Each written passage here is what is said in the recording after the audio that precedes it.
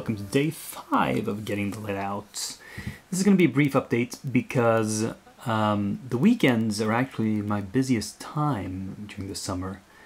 I hope I've mentioned that I work in schools. I'm a teacher, so I'm free during the summer, during weekdays, but my friends who don't work in schools can only do stuff with me, like play games, for example, on the weekends. So, strangely enough, during the summer, weekends are the days where I have the least time to paint. But I'll compensate for that during the week. Anyway, today I've finished 3 minis. Well, I know this one perhaps counts as more than one. The raft with the crew. And here we have an elf lord of some sort. He's not very stable. I've tried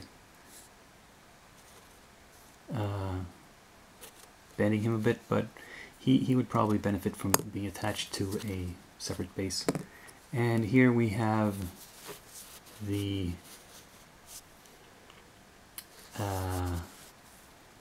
punk, katana wielding, crossbow wielding,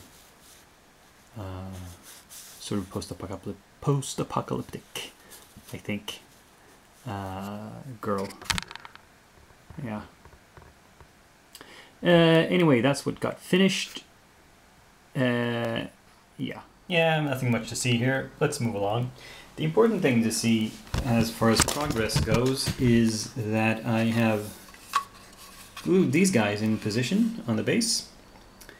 And it might look like they're sort of unevenly distributed, but that's because they have to be in order for the platform to be centered.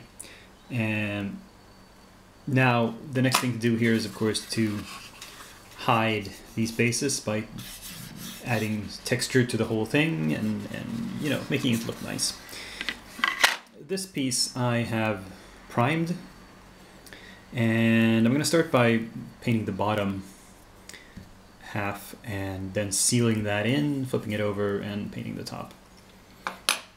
Finally, I haven't actually connected these pieces together yet because I'm still not sure which way to go.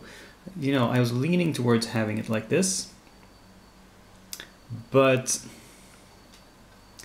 then the thing is at an angle.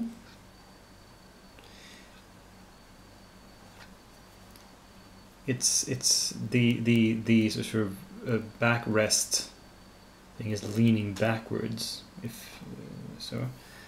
Whereas if I turn it this way, it is actually heading more straight up. I don't know. I just don't know. So that's how he should be. And if it's this way, it looks kind of like this. I don't know. It's too much racing car with this portion leaning back, perhaps, or like that.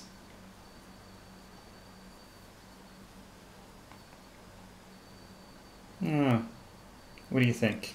This way? Or that way? Honestly, I think both look okay. So, I'll think about it some more. Question of the day. What's your favorite miniatures war game? What is it about that game that stands out the most for you? The rules, the miniatures, the fluff?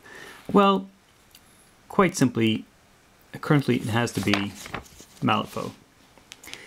And yes, all 3 of those things stand out for me. The rules form first and foremost because, well, it's a skirmish game with a low model count, which I like. You don't have to paint entire armies. That's not exclusive to Malifaux. There's a lot of games like that now. It's a very popular format.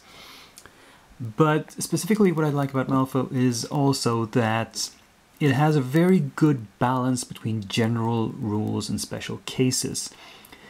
Every miniature has its own special rules, special abilities, so it's kind of exception-based gameplay.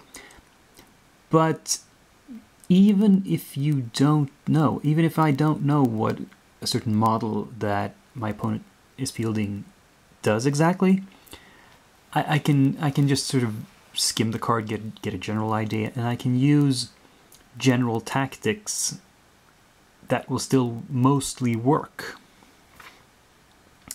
But of course, if I do know the rules for every single model inside out, that gives me an edge because I can plan more exactly what to do.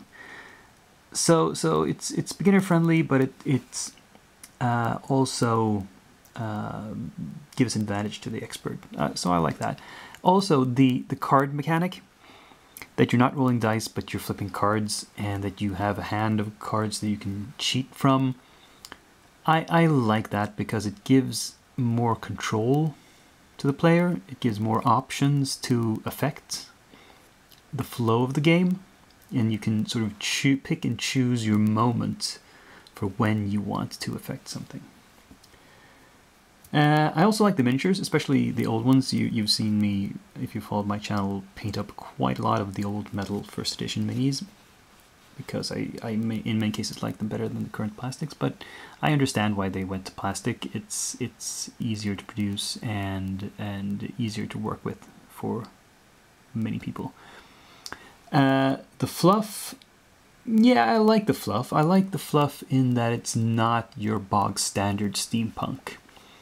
It's a world of its own. It follows its own rules, and it avoids a lot of the cliches that often occur around steampunk and that I don't like very much.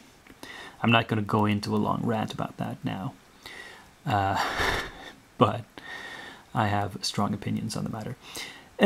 Anyway, that'll wrap things up for this video. I'm not going to show you any new additions because I've painted so little, and I'm not going to paint much until tomorrow either. There's no point prepping any more stuff way in advance.